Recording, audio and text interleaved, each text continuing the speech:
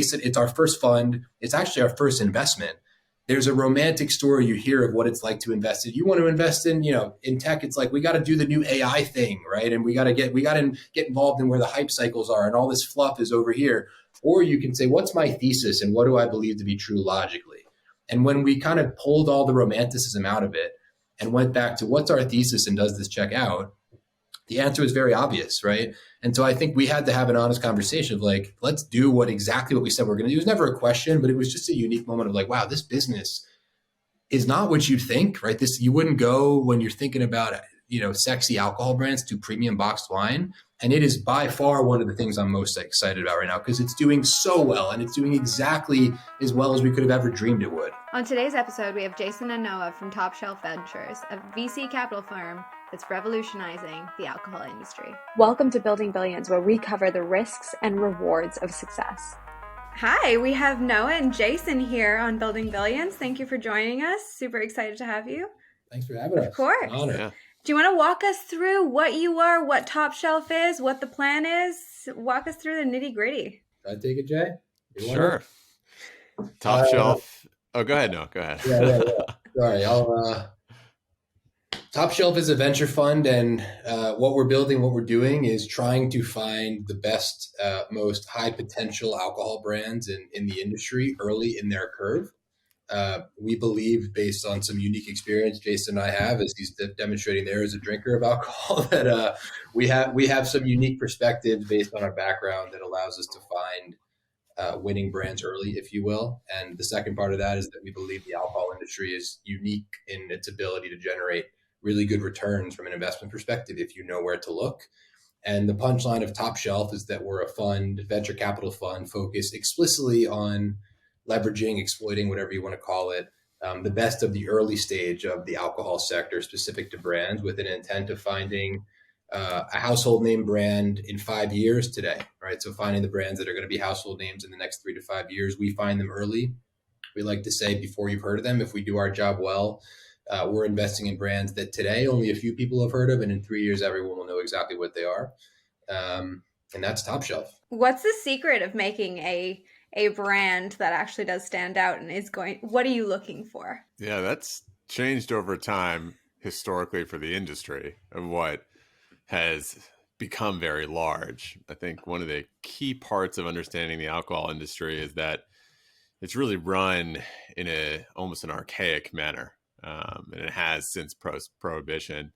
And it's only been recently that the way brands go to market has shifted from, let's produce some product. We have to convince some older distributors in a city or a couple cities, and then go convince some older liquor store chains or big bar networks or fast food chains to get the product on shelves. And only for the first time about 5 to 10 years ago did brands start to sell online to consumers. Did the laws relax to allow brands to do that more closely, directly to consumers ever before? And so brands, unlike the old days, could now build a consumer base and build some awareness before having to convince sort of the major players in the industry that their product was great. And so they'd have this base of product or base of brands or base of consumers that love the brand, love the product, and be able to convince the big players that they're huge well earlier. So the old gatekeepers are no longer as important as they used to be. So what we look for are brands that are doing very well, primarily online, maybe in like one market, maybe in a couple markets with a couple dozen bars and restaurants and supermarkets, but really we want to see very, very strong consumer demand. And that can be seen through retention and velocity at the bars or at the supermarkets. But we love to see big online brands, especially if there's no reason for them to be that big, right? They don't have a big flashy celebrity and they don't have a huge backing. What they really have is a product that the people that they found just fell in love with. And we can take them from that online product, that online brand, and really unlock the archaic industry for them to go from that 1 to 100 in a very short amount of time. Walk me through your background. So how did you stumble into this bar landscape in a way? I can go first. Similar to Jay, and we both fell into the alcohol sector. So I was always a young, hustling, aspiring entrepreneur.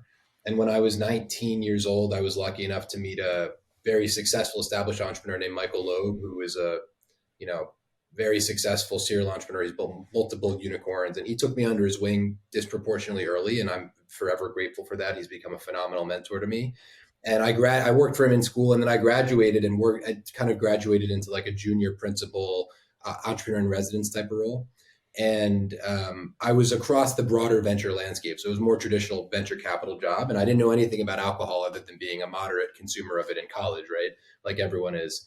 And he basically installed me as a founding team member of this business that was attempting and has fairly successfully done deep data analytics for a specific segment of the alcohol channel called the independent channel, which in layman's terms is if you go to the mom and pop store on the corner to buy a bottle of wine or tequila, whatever you drink, that mom and pop store actually is really the long tail of how alcohol sold in the US. It's tens of thousands of these independent liquor stores that are basically totally dark in terms of the data that's available from them. So our team, this company that I eventually was the COO of very early in my career at a young age, had a piece of technology that could essentially read the data from these point of sale registers, the cash register, aggregate that data, understand and contextualize what was happening. And the business model was basically interface with these cash registers, extract their data, build data products and analytics tools, and sell them to distributors and manufacturers and the rest of the alcohol industry.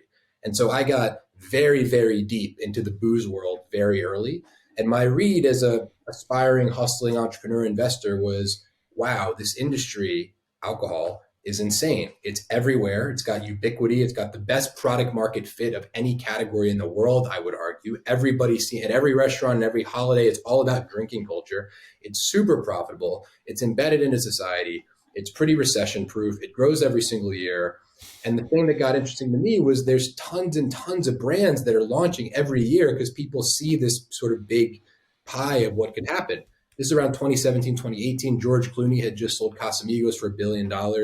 And so the entrepreneur in me was like, okay, there's really something here in this alcohol world, right? The money clearly seems to be in these brands, right? There's going to be a big Venn diagram of brands that are going to launch on the right side. On the left side, a very small set of them are going to get acquired for tons of money. And so my brain started to go to, okay, I'm looking at data. I believe there's money to be made in the industry.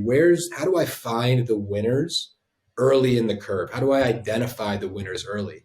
And so I was the COO of that business for a few years, and the entrepreneur in me just wanted to meet other people who were doing cool things in the booze industry.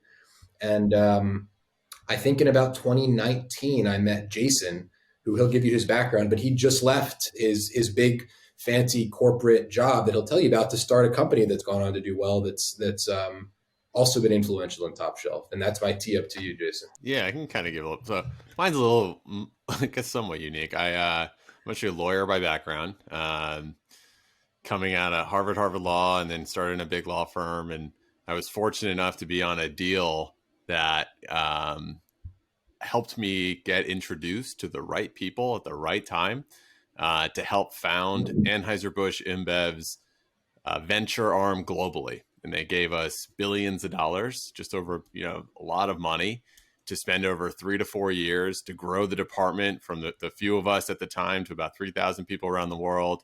And it was 2015, 2016. This is right in the early stages of what you would consider alcohol e-commerce to be today. And so we were going country by country, acquiring or investing or buying the small businesses that existed that were selling any beer online across the world, and ensuring that we would prevent the e-commerce channel from being too disruptive to the core assets that Anheuser-Busch InBev had built up in distribution to the retail channel over the course of the prior 10, 20 decades. And as a result of that, we got very close with the US, where, believe it or not, it's the most regulated market in the world when it comes to alcohol. There's a lot of places that don't allow it at all, but if they do allow it, we're by far and away the most regulated, which really prevents brands from doing much of what we wanted to do as Anheuser-Busch in the US, but we could do it everywhere else. We couldn't do it in the US. And so we started to play with some models, and most of them were pretty imperfect. You're talking very early giving money to Drizzly and Minibar, which if you know their stories, one was acquired by Uber Eats. Recently, Minibar was acquired as well. These are big, big companies now. And all they were really doing was sending orders to those independent liquor stores Noah referenced. And that's a pretty bad model, right? When you think about what we were seeing, selling mattresses or hats or towels online, you could do that directly from your garage. You could sell it for cheaper. You could collect the data and make changes. You could do it very quickly, right? Instead, if you're an alcohol brand, and there are 80, 90,000 alcohol brands in the US, if you're an alcohol brand and you wanted to launch online, you still had to go find a big distributor and then a big liquor store chain and then go convince Drizzly that you're worthwhile. And then you might be live in one zip code, right? And that could take a decade. And so I ended up, after having gone through that experience and having learned a lot, I ended up coming up with a concept for a business called TapRm, which is a software platform that would make it very easy for beer brands all across the country that were being underserviced by the existing players, the other existing distributors and e-commerce and retailers, and allow them with a very, one click, get online, right? And what we started to see, this is back in 2018, what we started to see was other players in the wine and spirits space. There was only a few of us that were enabling these brands to sell right from their website to both consumers at home and the mom and pop and the big chains and the bars, all very easily using digital methods. And it was the first time that's ever happened. And that was really for me, that was my first startup. We did very well. It's certainly the largest player in the beer e-commerce white label platform today, that space, hundreds of brands that we support. And what we've seen over the past few years across all of the few players that do this is only a couple brands really stand out every quarter, right? You have hundreds of brands that launch, hundreds and hundreds of brands. And then every now and then one will come along that will just launch online and in a handful of accounts blow up. And you were seeing that on the TapRm data. You were seeing that in a few of our competitors. And then very soon these brands would go from selling 10, 20 grand in a few months to hundreds of thousands to millions within a couple of years because of their ability to drive that consumer awareness. And so I met Noah back in 2019, and we came up with this concept. All this money, all this alpha, these brands are generating that, these platforms, the one I was on, was not getting any of that upside. Noah was in the data analytics side. He wasn't getting any of that upside. I said, there's no players out there investing in helping these brands going to that next stage. Most of these brands were getting money from, Uncle George that has some money and he likes whiskey. So maybe we should get him to put in some money. And that's still today, the vast majority of the way alcohol brands raise money is just friends and family and connections. And there really isn't a dedicated source of VC money that goes towards it, or even ways for the traditional startup community to identify big brands. So pretty quickly, Top Shelf, we're here today, or we call ourselves sort of the king makers, but I don't like that term. I think we tend to identify winners before they become kings, and then we help them. But we're certainly now sort of one of the preeminent leaders in picking brands very early, because it was a total white space in the venture community. Well, it's great that you guys found a golden nugget within it, especially in such a big landscape. The alcohol industry does function a little bit backwards in the way they approach capital, the way they approach scaling. Everything has to be, you get the capital first in-house by selling, and then you grow. But to actually have a vision, to have a plan, is something that's new for the landscape. How are you bridging that gap with the old school structure and approaching them about capital? It's a good question. You've done your research, and I commend you on that. I think I'll speak to it in broad strokes, and if I miss the mark on your question, feel free to probe. You make a good point that historically, because of the regulations in the booze system, which are referred to as the three-tier system, i.e. the manufacturer by law has to sell it to a distributor, who has to sell it to a retailer, has to sell it to consumer.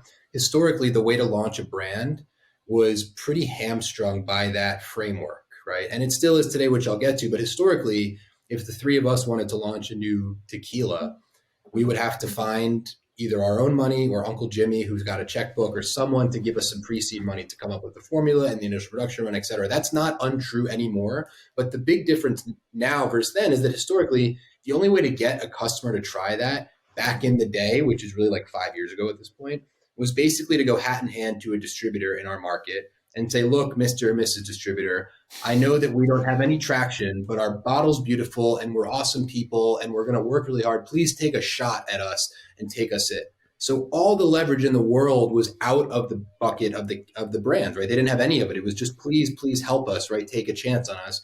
And then eventually, after years of slogging, you could grow and get to another market and really prove yourself to a distributor. The three-tier system still exists in the booze industry today, but the big difference now is that you have sites like TapRm and Reserve Bar and Excel Pay and Coasters and Speakeasy and all these other platforms where they basically enable you fairly seamlessly to sell online while you're still very compliant with three-tier. To Katrina, the consumer who's buying Jason's whiskey through the Instagram ad, she doesn't know any better. She may as well be buying the hat Jason's wearing because of the e-com fulfillment, right? So it's that same fulfillment. And the big change now is that there's this thing called the internet where It's you can sticking actually around. build I'm so sorry. this crazy thing called the It's here internet. to stay. I think it's here to stay. A rumor on the street is it's here to stay. You can build a funnel of interested consumers and not only pontificate on demand to a distributor, but you can prove it. Be like, look, here's a sheet. I got $10,000 in orders coming from New York and New Jersey in the last 36 hours or whatever it may be. You can show real data, which then actually shows there's real demand for your product. You're not just making this up. You're not BSing. You're not hoping that maybe the market will take it once you get it through the distributor and onto the shelf and then you do a tasting. You're showing that someone is interested enough in Jason's whiskey that they're willing to click on the Instagram ad or click on the email or click on the link or whatever it is, purchase it, wait a few days for it to show up at their house and then drink it and then buy it again. It's a totally different new world, right? And so e-com as a percentage of total sales is and probably will always be a minority and frankly a big minority, right? People are always still going to go to the shelves and buy booze, right? That's how people behave. But there's going to be a slightly increasing percentage of total sales that are digital. And our thesis with Top Shelf is that that percentage of sales, which are going to remain a minority, are disproportionately valuable in terms of their ability to signal which brands, once they hit that other 97% of sales total, are going to be successful. So you're right? using e-com as a gateway metric in order to convince the old world retail structure to then buy a larger percentage. I wouldn't say we're using it to convince. I would say our belief is that it's a very good signal, and we don't have to convince anyone because the proof's in the pudding, if you will. Absolutely. I would say we are basing part of our thesis on the fact that for the first time ever, you can now find these brands that historically would have been isolated to Des Moines, Iowa, and a local or on the back distributor. shelf in the corner. Right, on the back shelf online and having really good traffic, and it's this ultimate equalizer. That said, to your point, the booze industry, it's art and science, right? So we unequivocally, we're not e-commerce bulls and it's the only thing ever. We don't think everything's going to e-com. We totally believe and have phenomenal relationships and admiration for the big distributors in the industry, which still are the lifeblood, right? Those are the partners you need to work with to scale your brand, right? Our point now is rather than basically throwing stuff against the wall to see what sticks and taking on new brands, we can find ones that have quantitatively higher chances of succeeding by orders of magnitude based on actual demand and customers that are buying the product. And it is beautiful that you can equalize it using social media and other platforms. You can find the new brands now, which archaically or like in the past, you'd never be able to find them. Like that seltzer that you would never see before is going viral because of X, Y, and Z. And then the retailers are scrambling to go find them. And that's a pretty sweet marketplace to be in. It changes the whole world. It's this flipping of like the snow globe where all of a sudden the dust is in the air and a lot of people are trying to figure out where it's going to land. And I think Jason and I, maybe we're wrong. We don't think we are, just happen to very clearly see through where that dust is going. Right. I love the confidence that works for anything, especially in the booze industry. It's great. Own it. It's awesome. Yeah. Oh yeah. Especially with working with the brands, how are you finding that landscape? How is the communication going? What is difficult for them right now? Brands by and large have one, or I think they have three concerns. Their number one is always capital, right? I think we had a conversation with, we don't believe this, just to be clear, but we had a conversation with a beverage CPG venture fund that is touching the alcohol space. And they told us it takes $20 million of capital just to build any brand to get to scale. We don't believe that. But at the same time, all these brands need capital to go from, we have something cool, we have traction, we have demand. How do we support our distributors? How do we support the retailers? How do we get our product with enough velocity and enough awareness where it then sells itself like a Bud Light does or a Heineken? where you don't need to do velocity, people, but do marketing. People already are buying it. That's the number one. The second one is connections, right? And this is an old industry. Just the ability to get on the phone with somebody who runs a large distributor. You have to remember there's only a couple or sometimes 3 or 4 in big cities. That's it. And they're the only ones that have access to all the bars, restaurants, and supermarkets in that region. So just having that phone call, hey, I have a really cool idea for a whiskey, or here's my whiskey, it's doing great online. Would you please take this on and give us a chance? Here's how we'll support you. Here's why I think it's going to be much better than your other whiskeys. Just that phone call. I talked to a distributor in New York City in the beer industry. He says he gets 300 brands reach out a month to ask for distribution. He only has 200 in his portfolio, of which 50 or 60 of which are Heineken and Miller Coors and Constellation and Corona and Modelo. Like, he doesn't have the energy or the time to manage that many brands. So just getting that phone call. So connections are huge. And even more so in the retail channel, those connections are even bigger, right? Like, you go to the Walmarts or the Targets or the GoPuffs, they don't have that much shelf space, right? Like, you're not seeing, of the 95,000 alcohol brands, you're not seeing very many of those. You're seeing 100 or maybe less. So just the ability to get on the phone with a regional or a local, or if you're really lucky, a national buyer or someone decision maker in those bigger chains can take your brand from 0 to a billion. We talked to a brand the other day, their brand was made because they got the right connection to the right person at Delta. And they blew up on Delta because they were on Ivory Plain, and they used that awareness to then open up the rest of the country. And it's that type of connection that can really make what they're doing. And then lastly, they just need, a lot of these founders and are great marketers, and they have great brand concepts, and they love alcohol, and they have great liquid. They just don't know the industry. So just some basic playbooks and the idea of how do you navigate this place? Or like, without making all the mistakes of the past and learning through all those mistakes, which there are a lot of landmines you can step on. What do I need to do to get to an exit? What do I need to do to go public? There's a playbook to be followed, and almost all successful brands have followed them. You just need to figure them out and have the right people around you, the right advisors to teach you how to get there. Being in your landscape, do you have 3 red flags that you always consistently see that are like, that's not gonna pop? Why don't we just play ping pong here, Jay? Go for it. I'll caveat this by saying there's always exceptions to this, because I'm sure we're going to offend someone with saying one of these red flags. But we can outwardly say not meant to be offensive, but bring it on. Not meant to be offensive, and there's always exceptions to this. But one of them is, we see a lot of brands, obviously, who generally tend to be in early-ish days, right? Sub 10 million, or even sometimes sub 1 million in sales. And oftentimes what is used in their pitch as, they would call it a green flag of a signal of growth and strength, is we're in 14 states, right? And look how much distribution we have. And Jason and I, knowing this industry, our brain is always going to, what is your retention and velocity in the accounts or states that you're in? And so we actually care a lot less about top line growth as measured by breadth. We care about depth. And I always say this, in booze and in CPG, it's not that hard to spend your way to growth, right? Like, if you have a decent product and you're charismatic, like, you can probably go to new states and convince someone to take it in and say you have a new state launching, right? Just be aggressive and knock on the door. Yeah, exactly. But that's a pretty good way to create a leaky, sinking ship, where you're scaling on the top so aggressively, and you have all these, I would call them phantom metrics, that show top line growth, but that's a ticking time bomb if the retention and reorders aren't there. And so, it's usually a quick tell for us of, brand is doing $1.6 million in sales in, 7 states, right? Or they're doing $1.6 million in sales in 14 states, or 2 million. And it's like, you should be doing $1.6 million in sales in like 5 accounts if you're really that fast, right? Like, that's probably aggressive. Yes. Yeah. If anyone's listening trying to do maybe that, we should call them up and ask them what their strategy is. You should be doing it in a very, very small, you should be focused on depth and breadth, right? You should be doing it in that is an interesting angle, because oftentimes people think I have to wow them by being everywhere at once, but they forget that you have to hone in on the back, like, make sure that they're repeat customers, there's depth, there's activation constantly, because you have to keep them coming back.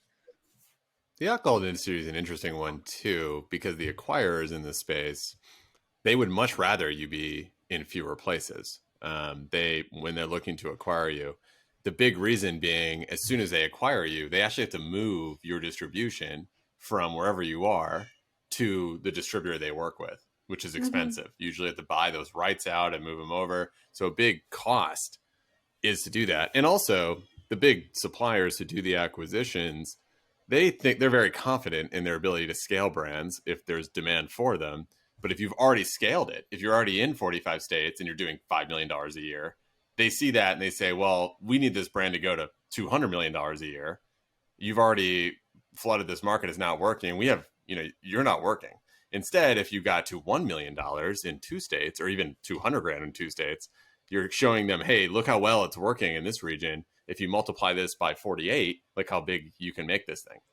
And the other side is, I know Noah was mentioned. I was piggybacking off Noah's number one, so I'll move to number two. And I think number two is just margins generally. And I think we've seen this become a bigger issue in the alcohol industry more recently, especially as some of the more hype D2C concepts started to emerge in alcohol, and the larger VCs who do D2C CPG work outside of alcohol traditionally started to pour money in. The margins started to deteriorate quickly amongst a lot of these single serve packaged products that were being shipped to people at home with very high marketing costs, very low retention, and there was no money being made at all. Whereas this industry, you can make money on orders. The distributors place big orders. The retailers can place big orders. There are margins to be made.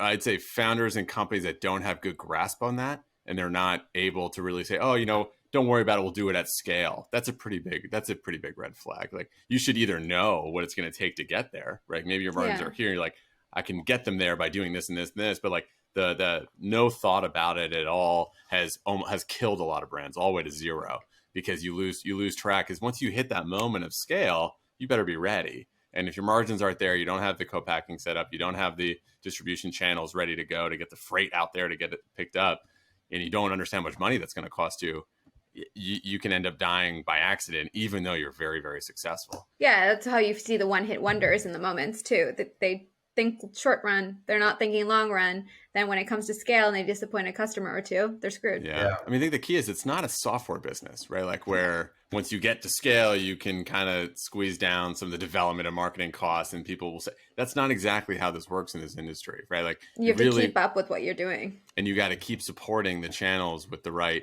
marketing and the right incentives and the right materials and merchandise, just to ensure that your product stays a winner once it gets there. Yeah, and also you're competing with the new ones that are coming in, so your vertical is never safe. It's not like you own this product that you've come up with that's new, especially in a new category. Continuously, like we'll talk to a lot of brands creating categories, and it's admirable. Honestly, it's trying to be disruptive, creating something that's never existed before. But what ends up happening a lot is you create a category, and someone else or many other people enter the space with bigger budgets, with sometimes better branding and better understanding of their audiences, and you just get wiped out after having spent the time to educate all the consumers out there on your raspberry soda mezcal concept. Now everyone else is doing the raspberry soda mezcal concept, and you're going to be behind. So it's a little bit of a balance. You really want to make sure. It's like the peach landscape. Everyone in their shoe came up with something with peaches in it, and now they're flooded. Yeah, exactly. Yeah, exactly. Especially with any marketplace, if you're paying to educate, you're gonna run into competition real quick and real fast. You're educating your competition. In any market, in any industry, frankly, it's often not good to be first, and especially in industries like this. Yeah, just let someone else go first, and then figure out what they did wrong, and then run. 100%, totally agree. Okay, so what's our red flag number 3? I guess I'll give you just a pure play VC one that's probably applicable to anything that's not alcohol, but just like early on in getting to know someone, if you sense anything that your values aren't aligned or they're not being honest with you, that's usually, I mean, we gave you 2 that are pretty specific to booze, although, you could probably extrapolate those to other industries, margins and depth versus breadth of customer retention, but just dishonesty. And if we catch red flags of like the numbers don't add up, and we press someone on, fairly standard things in diligence that VCs need to look at, and all of a sudden the tail's between their legs and they're trying to explain their way as to why they fabricated a number. It's just like, that is usually a pretty good microcosm of future things to come. And if we look at the founders and that we've invested in thus far, we're early, but the ones that we've invested in thus far that are doing the best it's been the same story, same thesis. You know exactly what you're going to get. You can have an honest conversation at any time. There's no BS. And it's just roll the ball right down the middle, right? Super hardworking people who are honest with you. And that's a good example of how you should do business in general, right? Jason and I are pretty honest people. We believe in doing the right thing and being high integrity. And, certain people succeed in ways that aren't that and try to do things and cut corners and do things that are immoral and all that. And that's fine, but that's not for us, right? I think integrity and authenticity is really making a comeback, which I'm grateful for. I think people got a little screwy in the middle there, and now we're coming back to a place where we're like, hey, you can be called out on your shit pretty quickly. And so why not just own it, be there, and then you'll have people actually support you on the journey. And it's different. Totally agree. Yeah, it's well said. We're in an age of diligence once again. Which, you can cover, the numbers don't lie. Right. Yeah, people are digging in again. I think there was a period there where you would just say whatever you wanted to say and people would just take it at face value, and that's no longer the case. Yeah. No, definitely. Everyone in their shoe with the cell phone is an investigative journalist now, so you really, really don't want to have any holes. That's true, and also valuations in the industry of VC in general has gotten for the past few years it was a lot of fluff and noise in the system and not a lot of signal, and you've seen a lot of people get their lunch eaten, to say the least, in the last 6, 12, 18 months as valuations have come down. And, booze is a little bit different. It's not exactly the same market and the marks are a little different. But venture as a category is people could get away with a lot of fabrication and storytelling not backed up by real substantive business fundamentals. And I feel fortunate to be in a position now of being actively deploying capital, investing and growing a portfolio where I don't feel the need to rush to win a deal because I'm worried some other fund's going to come in and offer them crazy terms, right? We're pretty collaborative with the other funds in the industry and are fortunate to often get to set terms and set timelines when we believe in things. And we try to do that in integrity, but we want to make sure we get it right and not rush. And that may not have been the case if we'd have been doing this podcast 18 months ago. Definitely. Especially people don't realize it, but with your fund and with everything, it is a relationship that you're building. You're really investing in them long run. It's not a short run situation. And often people, especially founders, will look at it like, I just need the capital now and I got this. I'll grow. I'll make it happen. But the numbers, you gotta make sure you're investing in the human and the numbers. They have to kind of work together. Yeah. And not to say we have a niche space, but the alcohol space itself is actually extremely small. The players that are involved in it, from the capital providers to all of it downstream, and we all talk a lot. And it's one of these things where even our relationship is on the line if something bad happens, and we're representing you and you're representing us. And part of the entire project that Top Shelf is engaging is finding great people with integrity, because then we can represent them to our insiders in the network, in the space, that are also acting with integrity. And once one of those pegs falls, you might be excluded from everything. And we give that warning a lot. Like, this is not an industry to start burning bridges that early. And if you do, there's definitely a lot of infighting at the top, and then people to see that. You saw AB InBev and Corona fighting over Corona Seltzer, and you see these big fights, but you're not at that level yet. And if one of those guys thinks you're not acting with integrity, you won't last very long at all. And that's our probably biggest advice we provide all the way downstream. Definitely, it makes sense. What is give me a story of when you guys were in this process, a story that came up where you guys weren't sure how to navigate it or what to do next. We probably got to give the PG or PG-13 ones only, Jason, because there's some other stories that we can tell over a cocktail sometime. Done. What it takes to build a venture fund, but we'll keep it PG. When we weren't sure how to navigate it, like, what do we do here? Yeah, it's a wall. You hit a wall. Walk me through the wall. Huh. That's a good question. Obviously, you guys are on the other side of the wall now, but give me something. Give me some goods. I guess I can give you one of when the first deal that we ever did in the fund was one that was a little bit of an anomaly in terms of the type of business it was. And I think when so it fits the process directly, and I'm happy to tell you what the deal is. But I think early on in diligencing the company, It wasn't what we thought the first brand would look like. We probably had in our head that we were going to fund some RTD seltzer, of which we now are involved in a few and believe in them. But this was one that was, I guess I can just say what it is. There's no reason not to, right, Jay? Yeah, it was a premium boxed I wine. love which that is you a checked with category. legal. Yeah, I Thank just want to make sure. Hey, my partner's a lawyer, so I mean, have a he is tendency to- currently sipping something. Yeah. He's a lawyer, so I just got to make sure that I don't get in trouble. This premium box wine, which was a category, our diligence process is we go quantitative 1st, right? We look at every brand that launches, we check the numbers, we check the retention, and then we narrow it down to which ones are doing well.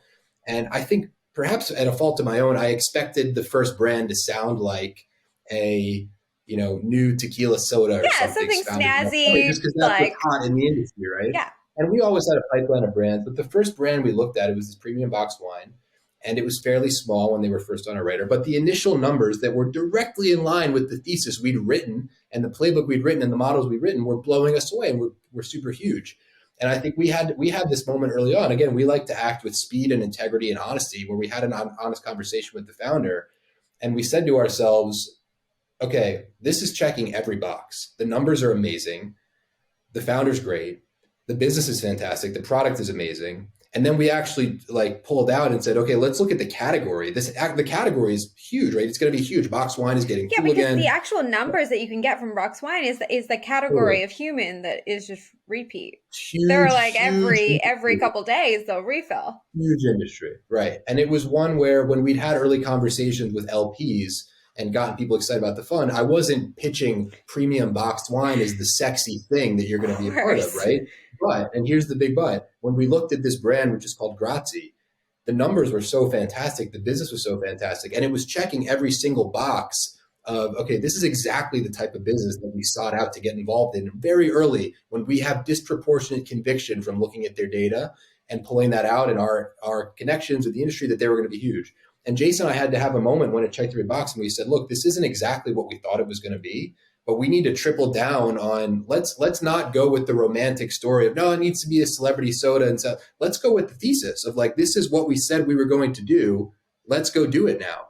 And we invested, I think, over 6 months ago, and the business has probably doubled already since we did it. It's absolutely on fire, crushing it. We could not be more proud to be involved and be on the board. And it's a gem of the portfolio and one that our LPs now are over the moon about because it's already super successful and we're stoked about it. And it was just a good example of I wouldn't call it a wall of the business is failing, what do we do? But it was one of those, Jason, it's our first fund. It's actually our first investment. There's a romantic story you hear of what it's like to invest in. You want to invest in, in tech, it's we got to do the new AI thing, right? And we got to get involved in where the hype cycles are and all this fluff is over here. Or you can say, what's my thesis and what do I believe to be true logically? And when we kind of pulled all the romanticism out of it and went back to what's our thesis and does this check out, the answer is very obvious, right? And so I think we had to have an honest conversation of let's do exactly what we said we're going to do. It was never a question, but it was just a unique moment of wow, this business is not what you think, right? You wouldn't go when you're thinking about, sexy alcohol brands to premium boxed wine. And it is by far one of the things I'm most excited about right now because it's doing so well and it's doing exactly as well as we could have ever dreamed it would. I feel like this is an allegory for dating. Make your list, sure, and stick to it. I don't know. So just go for the shiny object. Yeah. We're going to talk about the dating market and what it is. There you go. Business and dating. It really works. But when it comes to it, you have to look at the numbers, right? You guys are in the numbers category. This is your bread and butter. And it's pretty sweet that you actually had something that challenged you to stick to the integrity of your plan. Yeah, I think the biggest challenge is the first time. This is the first fund for Top Shelf. Fund 1. Fund 2 might be coming soon. So first investment of Fund 1, you kind of want it to be this very, very awesome thing, and instead that was the wall. Was are we going to go tell the LPs we're investing in boxed wine? There's no way that was. And how is that conversation going to go? How do you snazz that up? Because we told them this is perfectly on thesis. We very much believe in the founder. We very much believe in the business. They're doing incredibly well. They have a great roadmap for unlocking distribution and growing where they're going. And we believe this thing's going to be a huge hitter. It's already played out. So at this point, everyone thinks we're heroes. But back then, it was a real conversation. How do we tell the LPs this is our first investment? Will this affect our ability to raise more capital? Because they're going to look at box wine being I don't drink Franzia. What are you guys doing over here? and it's worked And out the people fine, you're going but- after don't drink box wine. Like you're convincing them of a vertical that they don't actually entertain, right? That's actually that is the point. Is we always tell people, ourselves included, right? We're not trying to invest in things that we like to drink. Right? There you That's go. actually not the Yeah. point. And people often like to have the conversation with me when I tell them what we do. They're like, "What's your favorite drink?" And I'm like, "I'm going to tell you, but you need to know that has zero impact on how we invest." Well, it right? kind of My works job like is the not housing market in a way, Yeah. where you're like, hey, don't invest where you want to live because that's going to bankrupt you. Invest where others do. Yeah, absolutely. Yeah. I drink Bud Light, so like the entire I'm not judging and you. don't judge I'm me. sorry. And by and large, you'll hear founders often are like, "Oh, we'll send you the product," and it's great. But like in the end of the day, I think of the brands we've evaluated, less than 10 or 15% have even tried before making a decision. 100%. It's really not about that. I mean, you have to try it before you actually invest, but there's so much that goes into it ahead of time before liquid quality is really an indicator, because so many times you see this over and over where things that don't to you taste great. You may have a weird flavor. I go back to this Bravo TV star back in 2019 launched on my platform this boozy tea seltzer in a bright pink can called Loverboy. Nice. And it just launched at the time. And I remember we were a craft beer platform, more or less. So a lot of snobs at the company. And everyone was like, what is this? It tastes terrible. We've never had tea seltzer before. It was before the cycle. And like, it's going to fail immediately. It was the #1 product on the platform for 2 years. Are you a fan?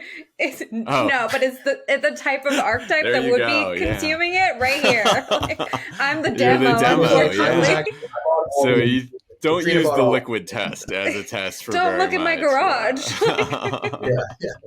But that's true. Like, also a thing about the industry is that it is snob culture, right? Like, you have a lot of people that have opinions. You're deep rooted in opinion, and my opinion is fact because I look at the proof in the historical references. But the way consumers are consuming them is completely different now. That you have virality that happens overnight for something that's like odd, like flavors that you would never think about, like kombucha and alcohol. Like, what? It's like an oxymoron.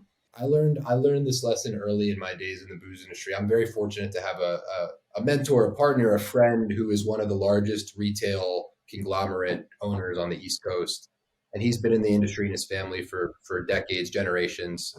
His great grandpa had some of the earliest licenses after Prohibition. And I'm fortunate that he took me under his wing early on and showed me a lot about how the booze industry, like the real inside stuff. And one of the first things he taught me that he's continued to reiterate, that's frankly a huge reason of, I think, why we're doing Top Shelf the way we are, or at least my side of this, is he taught me early on, this is a guy who does hundreds of millions of dollars in retail sales of a ton of different products through his system, right? So he has the ability and influence to technically influence however he wants. He can merchandise things differently. He can put different products in different places. He can try to tip the scales. But his thing is always, no, the customer is the king, right? You can go to the biggest CEO of the biggest company. Diageo's CEO actually does not report to anyone but the customer, right? The customer is the king. And what they do, you can't question it. They are right. And that is a massive unlock for most people. Like, the snob culture is great. And like, I like red wine and I like to drink it, but the type of stuff I like to drink is not the type of stuff we invest in. Right, because I'm not the because you're buying one. You're buying like short specific units. You're not buying cases. Yeah, you're not moving so product. The market as the litmus test is, if we had to boil it down to one thing, it's that the market dictates the outcome, and the market gives you the signal. And our thing with Top Shelf is we just think we have a unique way of measuring that market sentiment earlier. And that's really what it comes down to. Okay, so if, let's say, someone comes off the street and says, I have this bright pink can of, let's go with passion fruit mix. What's the next step? Where do we at? Like, what are you looking at? Walk me through that process. Yeah, so if you have the product, you've made it, right? You probably called some brewer or co-packer to make it for you, and you have a bunch of it. And you came to us and you said, we haven't sold any of it, but here it is. It's great. We probably say, hey, go make a website. Here's a platform to do that. Go and try and reach a network of people, and then come back to us and let us know how many of those people came back and ordered again in the first month. And that would be like your first indicator. do people actually like this? It's pretty easy to get people to buy the first time, especially if you have fancy, colorful marketing and you throw passion fruit in there. Like, people are going to maybe try it. I think it's that second, that third, that fourth. That's when you really know, as a liquor brand, you're not just that fad moment. You know, you really have a consumer base that's like, this is my new drink, and I'm going to have this in my house regularly. You know, when people come over, I'm going to actually serve this to them and make them try it. That's a big unlock for a brand. And then once you kind of hit that moment, maybe we go try it in a bar, in a supermarket. Go see what you have to do to the packaging. What do you have to do? Where do you want to place this product? You know, is it going on bodegas and it sits as like single cans and people grab it on their way out? Or is this something where people buy big cases of it with fancy, cool cardboard packaging and it'll sit at the big box retailers? Or is this really going to be only in bars? You're going to have it on menus and serve it at fancy restaurants. You know, figure out where your product's going to sit when people are going to be enjoying it, either when they're picking it off shelves or when they're going to go enjoy it on premise when they're going out. And once you kind of have some of those pieces together, you might have a really powerful brand. You know, some brands are only built on the on-premise. Some builds are only built in the off-premise. Some brands are only built online. Those are not usually going to be huge, but they can only built online, especially in the wine space. And at that moment, once you've kind of hit that, if you're like, I am ready to go from the one state I'm in and my online traction, I'm ready to really pour some fuel on this fire, grow some velocity. I have a playbook for marketing that will work in every bar or work in every supermarket. Top shelf, what do we do now? You know, and I think that's when we would get involved and bring some capital in. We have a huge network of other venture capitalists, and our LPs are always co-investing in a big way. We have big strategic money that will follow us. We'd love to get them all involved in your round and then open up all those connections so that you can go from it working in a few places to it working in a few more and a lot higher velocity. And that's kind of this cycle. It almost all brands should follow that playbook in some sense. You know, it's a tried and true method. I think, you know, we gave you some of the red flags of expanding too quickly, but there's the other side of this is expanding too slowly. You know, if you kind of hang around a few places, it might be working, but at some point you're never really going to know how big it can get. And you might miss the mark. You know, you'll see these cycles where fads in the alcohol industry also hit on. You know, you're going to see these things go very, very big.